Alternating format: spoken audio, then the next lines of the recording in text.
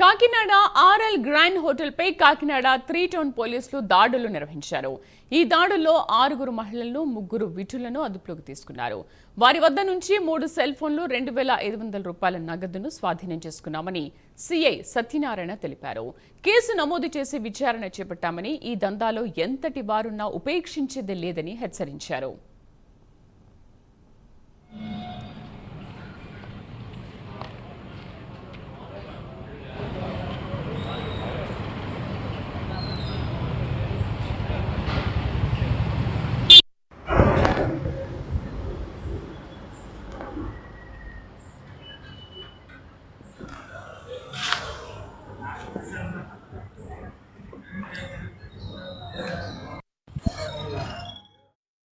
Three town police station పరిధిలో రాత్రి సుమారు 8 గంటల సమయంలో మాకు రాబడిన సమాచారం మేరకు ఆర్ఎల్ గ్రాండ్ అనే హోటల్లో విటులుతో కలిసి ఈ వ్యభిచారం నిర్వహిస్తున్నారనే సమాచారం మీద ఆర్ఎల్ గ్రాండ్లోని రూములపైన ఆకస్మికంగా దాడి జరపగా సదరు రూముల్లో వ్యభిచారానికి పాల్పడుతున్న 3 విటులని, అలాగే వారితో పాటు ఈ వ్యభిచారానికి పాల్పడుతున్నటువంటి 8 మంది మహిళలను సంరక్షించి ఆ సదరు విటులను అదుపులోకి తీసుకుని వారిపైన కేసు నమోదు చేయడం జరుగుతుంది.